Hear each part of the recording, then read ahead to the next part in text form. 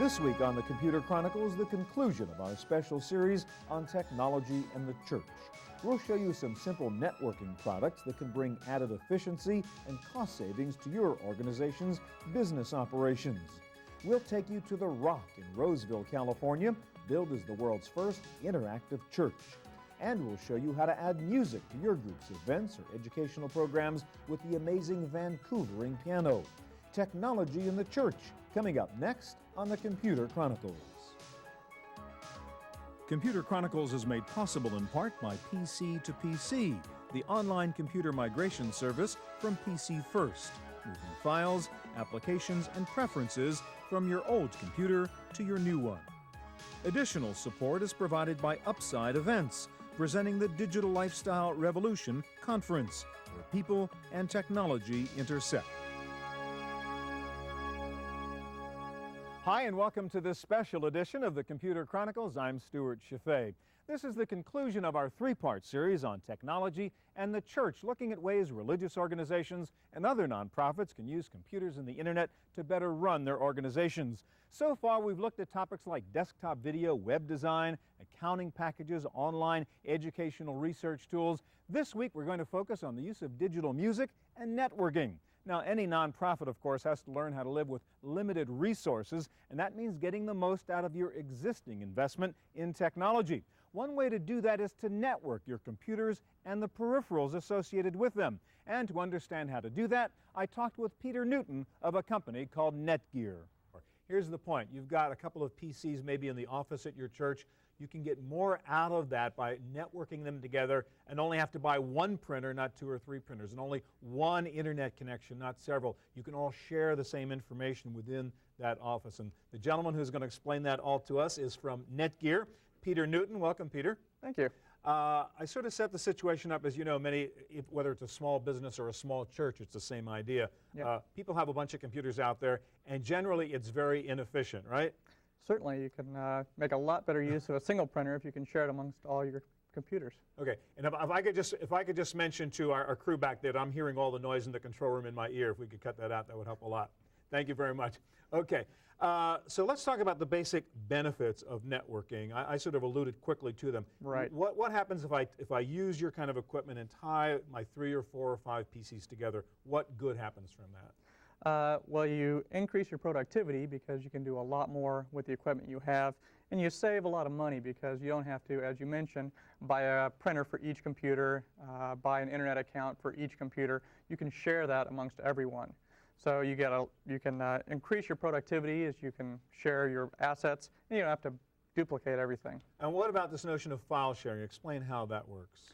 Well, that is quite simply, if you have files located on one computer, instead of having to use a computer disk to move that to another computer, for sometimes the files are too big to do that if you're doing media, as you were talking about earlier.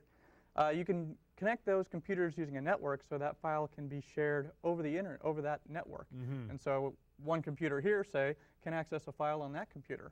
All right, so we actually have a network set up here. This is one, let's say this is one workstation, one PC sitting in an office somewhere. Mm-hmm. This is John's station, this is Mary's station over here, using a completely separate and suppose she was working on a multimedia file like we talked about before, but I want to get into it and look at it and massage it or change something or be aware of what's going on. I can just access that on my computer over here without having to physically move things around like you said. Yes, we've actually done that right now. We've had it showing on the desktop right here. We've mapped the drive on that computer, so if we just double-click it, we can see that there's a document sitting on that computer. And that's actually a file, so everybody understands. We created this word processing document on this computer over here, and you're saying, I need access to that. You might be in another room in the building somewhere, right? Certainly. And just by double-clicking on it, you can open it up. It's still sitting on that computer, but you're looking at it and working on it on this one. Now, can you actually get into that and make changes and edit that document zone? Yes, you can. We can. It's a live, real document. You just you can type anything you want. And you could save it, and then the person working over that computer could access what you had just done. Yes. Now, this raises the issue of security when people start being able to do this. How do I make sure that people don't get into certain files that may be not available to everybody in the organization? Well, you can set some protection on some of your files. Passwords for some of these files. Passwords. You can make some documents read-only so that people could look at them but not actually change them. All right, now we talked about being able to share peripherals. So, for example, we have one printer set up here. Because we have our two computers here networked, we can both access. Go ahead. We can both access that same printer. Is that right? Yes, that's one of the main benefits. So number one, I don't have to buy two printers, and also I don't have to go running around the place looking for somebody that has a printer, right? Yes. So can you give us an example of how? Now this printer is hooked up to this computer. Is that right? Yes, that's what I understand. Yes. Okay. Now suppose you want to print from your computer. Could you show me how you can actually print a document? Certainly. We have another document that we've copied over to this computer. So this document is actually on this computer. We open up that document, and you see it's different than the one we just had opened. Right. All we have to do is hit print, and because we've set that printer as the printer for this we can computer, see this is already blinking, yeah.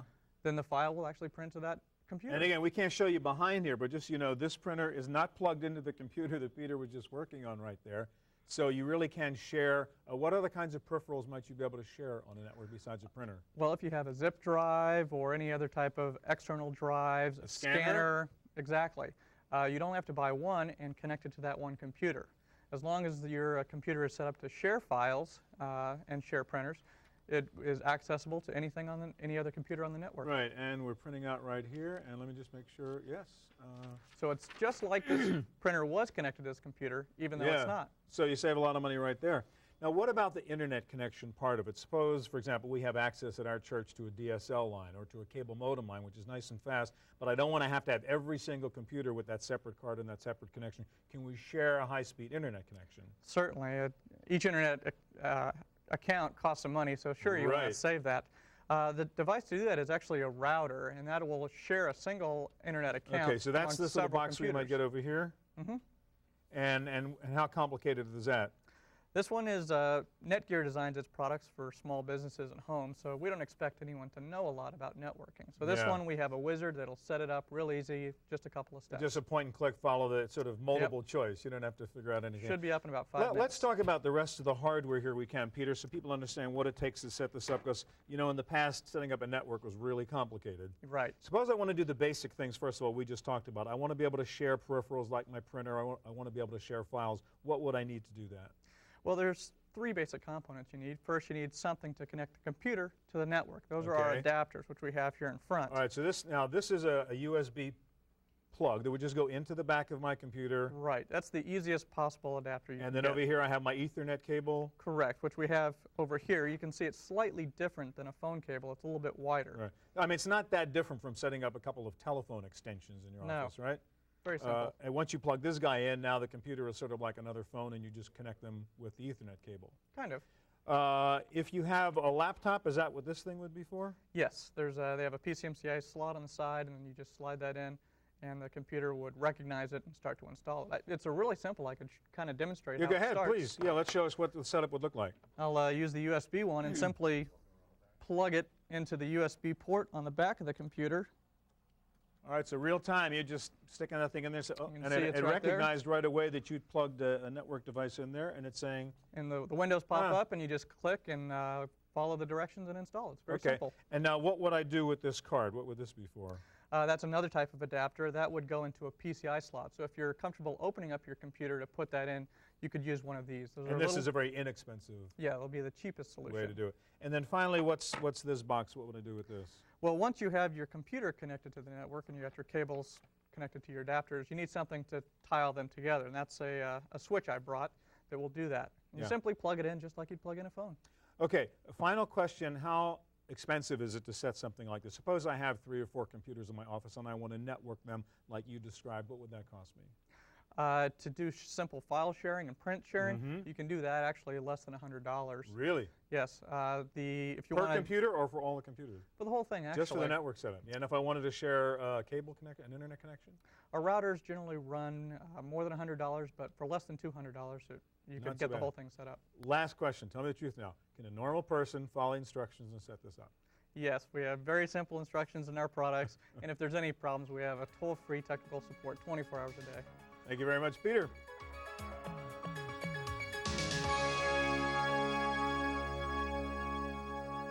In this era of the internet, one way churches are using technology is to make their services interactive, so that not only can the leaders of the congregation deliver a sermon, they can find out what the members of the congregation are thinking about the subject of the sermon or the message of the sermon, and they can do this all in real time during the actual service. They were trusting that there was something they could do to get them right with God. You would never know that. You'd never be able to ask that question and have a show of hands to find that out. But now with the interactive, I can find out every kind of personal thing I'd ever want to ask my audience. And when they give me their answer, they're allowed to be anonymous. This is a church affectionately called The Rock, located in Roseville, California, just north of Sacramento. Its pastor, Francis Infuso, calls it the world's first totally interactive church.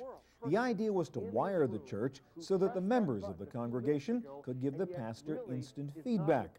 Luckily for this church, it's in the backyard of a major Hewlett-Packard facility. It seemed very expensive, cumbersome, difficult, until at one point I asked one of our administrators, I said, okay, why don't you ask one of the top engineers at Hewlett-Packard if they could recommend a person who could advise us concerning this. And they came back and they said, the guy you need to talk to is a software and a hardware expert. His name is Jürgen Benowitz. Benowitz led a team of volunteers who spent 9 months wiring the church. The net result is sermons are now two-way affairs, with those in the congregation responding in real time to questions raised by the pastor. Since this interactive system was wired into the Rock in Roseville, even newer wireless technology has become available, enabling churches to do the same thing without the burden of having to hardwire every seat. The church in Roseville also uses computers to produce media in support of the church's missions, including videos put together on desktop computers. And Pastor Francis Infuso says the activity not only helps the church, but sometimes also helps the younger members of the church find a new, more social way to use their techie skills. The principal person who edits our videos 2 years ago was stuck in his room 15 hours a day on the internet. Volunteers here also use desktop publishing programs to produce full-color brochures about the church's various activities, all part of the multimedia focus at the Rock of Roseville Church. Media has increased in its quality, decreased in its expense, and has become a very valuable tool that the church can use. If you're involved in a church or any kind of religious organization, no doubt music plays a part of any special event or service that you do. Now with today's digital technology, it's easier than ever to integrate music into your organization's activities or even educational programs. Here to show us how to do that is Sean O'Shea of the Vancouvering Company. Music is a very important part of anything that goes on in a church, whether it's a worship service or a special event like a wedding, etc. And the world of technology and music has changed really a lot in the last couple of years in a way that makes it a lot easier and more accessible. And one of the best tools I've seen is what we have right here, something called the Vancouvering. And this is Sean O'Shea, who is our expert and guide to what goes on here. Sean, let me ask you first of all, as I mentioned, whenever we've dealt with MIDI, or music technology, it's always been a nightmare. A million cables, a million wires, and it's very complicated. What's the difference in what you guys are doing now with music technology? I'm very glad you asked. I've used MIDI. As you know, Stuart, I'm a songwriter, and for years I've used PCs and Mac, software programs, sound modules, drum machines, samplers, all this stuff.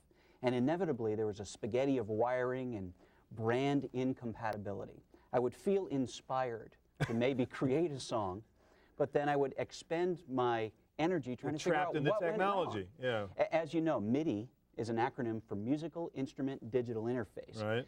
I've heard among church musicians and music teachers that it actually now stands for Mine Isn't Doing It, which I think is a much better acronym. All right, so let's get to the positive side. Now, explain basically what do we have here? What is this? This looks like a piano. This is a full-color touchscreen, and it's a software-based musical instrument. Now, although it looks like a little piano, there are no strings in here, so this is a digital piano. And there's actually a real computer sitting in here. Of sorts, yeah. Of course, it's not the kind you're going to, surf the net or get your email on. No, but you've merged a computer and a digital piano. Exclusively for music. And it starts off with really a fantastic sounding grand piano sound that, of course, is always in perfect tune. Sure. which at a church is an All right, issue. now, you know, churches, the default is you have an organ there of some sort, which you use for services. Can I turn this into an organ? Absolutely. There are several different organs, and we can go in and manipulate the sounds and maybe get the exact one we want, All but I might want...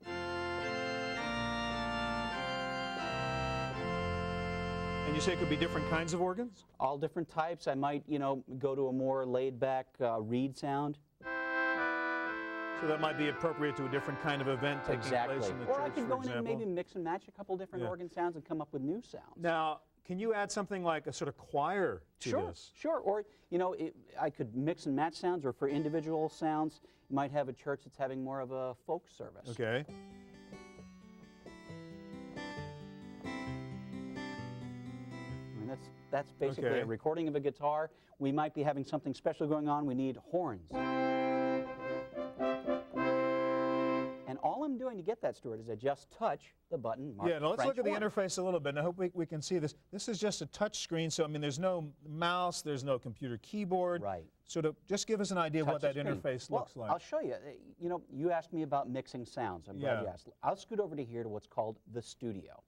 In the studio, the default is it starts with an acoustic grand piano. Well, I'm going to change that piano to my church organ sound. Now I want to add a second sound. I just touch the second sound and I add a choir sound. Now we're hearing them at the same time. There's my choir, there's the organ. Now I'd like the choir to be a little louder.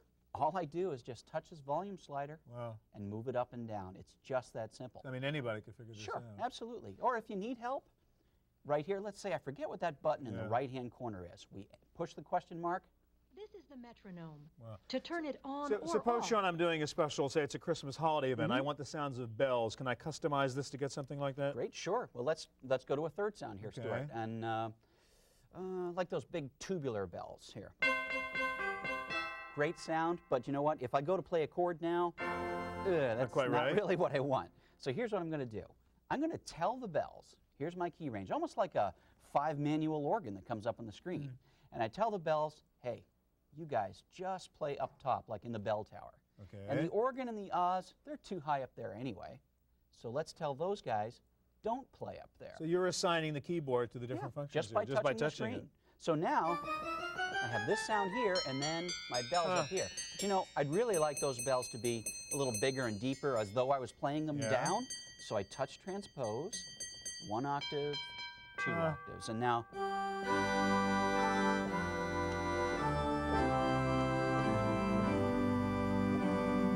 Now we go for our bells. That's great.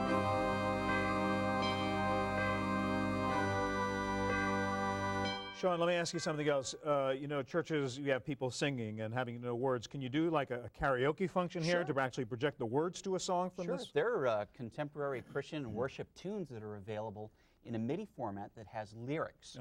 So we can get those lyrics right here on our screen in the player mode, or karaoke we call it. And what's neat about the Vancouvering piano is this enables you to send these lyrics out through a VGA output. So a church that has a projector. So if you have that projection system like we talked about earlier, you can actually, right from the piano, project the lyrics on the screen. Exactly. Well, here's a pretty standard one that we all know. And here are the lyrics going by. And let's pick that up. Let's make it go a little faster. And that's all built into this whole basic thing. all right here. Now I could go over into some of my programs, manipulate this data, change it, do my own. Well, maybe that's not a good key. Here's how difficult it is to change the pitch. Just touch transpose. Now all this is happening, and you're not touching the keyboard, obviously, so we've got sort of an automatic mode here. Now let me ask you an example. Suppose, I mean, we normally have a volunteer comes in on Sunday to play the organ. The volunteer's sick. I mean, can I still get the music out of the machine without a human being? Great question. All we would have to do is we would have our organist, our pianist, ahead of time maybe play some certain pieces into the piano, and we just come in and almost treat it like a tape player. Let's say, well, I don't happen to have any worship tunes in here today, but someone had recorded Stormy Weather. So let's touch the play button and just listen to Stormy Weather. Now, I'm not playing that. Okay, so that can be all, that had been pre-played. Play it once and it's there to be played again. I did one just a little while ago. Here's what I'll do. I'll just touch load, and a song that I was playing with a little bit earlier, Friends, which most of our audience will know. And now I'll just touch play. This is something I played earlier. Friends are friends. Right. Now the choir director can get up and direct the choir. Okay, you mentioned the choir director. Now, that's another thing I think that's interesting to do. Suppose, you've got your choir and you've got your different sections and you have different music for those sections. Can you write the music for the choir in here and then actually print out the parts from here and hand them out to the members of the choir? You absolutely can. All we do is we scoot over to a program which is included with the instrument called Cakewalk Express. Cakewalk Express is a 256-track, state-of-the-art program for composing and scoring music. All I want to do is something simple today. I'm not going to score a movie with this. I just want to put up a blank piece of sheet music. I'm going to touch record. It'll count to 4, and I'll play. 1, 2, 3, 4. And it's automatically scoring the music as you're playing it.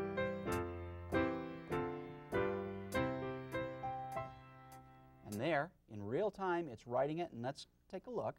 Go to print preview, zoom in. Great, let's say we're happy with that. And of course, maybe I was doing a choir part, so I'm going to just play the alto part, I'm going to play the soprano part, and I'm going to actually print out the sheet music. All I do is hook up our standard printer and hand all my choir their parts. Well, so you just hook up a regular computer printer here, and it looked like a Windows interface, just pull it down and hit print. Very, very easy to use. All right, another thing, suppose you want to integrate music into your Sunday school program and deal with children, or actually be teaching music in a way. Can you use this? This is sort of an automatic teacher in a way? It is. I like to consider it a tutor of sorts. Okay. We still really having a human being teaching lessons. There's nothing like it. But you can certainly practice with this and no play question. and actually get critiques of your practice session. This is the most powerful musical education tool in the world. It's just amazing. Let's just scoot in and play with some basic lessons. Let's say Stuart's joining us today. Let's see what we were working on. Simple lessons here. I'm going to back up to the very, very So from beginning. the very, very basics, how to hold your Stuart's hands. just showing up. Here he is. And I'm Diane. We're your piano teachers. Now, if you There are later even need to go churches back to the augmenting their subject- income. Really, there are a lot of parents that are paying for piano being able to lessons out there. offer piano lessons. Could do it right at the church and help pay for the instrument. It's kind of exciting, too. This year we've introduced an instrument that, we might have a church that already has a digital Well, that's piano. what it is. A lot of churches say, hey, we just spent a lot of money. We either have some sort of digital keyboard or an organ. Can I add this functionality to that? Finally, you can. We have a little product called Xpantia, X-P-A-N-T-I-A, if I spelled it right. And basically, it allows you to take this touch screen, CD drawer, which, by the way, is cut right in here into the frame of the piano, floppy drive, hard drive, all of these programs, all laid out in one simple little touch screen, which we would just plug right into our existing digital piano. Yeah, I don't know if you're able to see that. Sean just hit a button here and a little sort of CD rhyme drive sort of popped out here. Right out in the frame of the piano. So if I had created music earlier or somebody had written some music, I could then import it into the piano also just as I would in a computer. Either at some point, of course, the piano actually has a modem on it. So at some point, you'll be able to go to websites and right then and there download music into the piano directly. There is or send out the music to the members of the choir over the internet. That's or right. post the music on our website. Send them an email. All that stuff. A lot of excievering possibilities. That is great. Really and it's called incredible. the Vancouvering. Vancouvering Interactive Piano. Okay, and spell it because it's a hard word. Sure, V-A-N-K-O-E-V-E-R-I-N-G. .com? Well, actually, there is Vancouvering.com. Okay. Yes. Sean, thank you very much. Thank you, Stuart.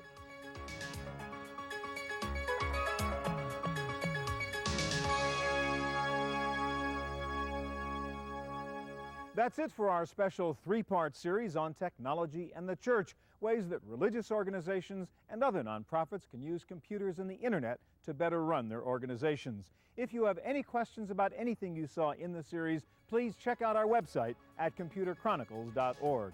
Thanks so much for joining us. I'm Stuart Chaffee, and I hope we'll see you here again next time.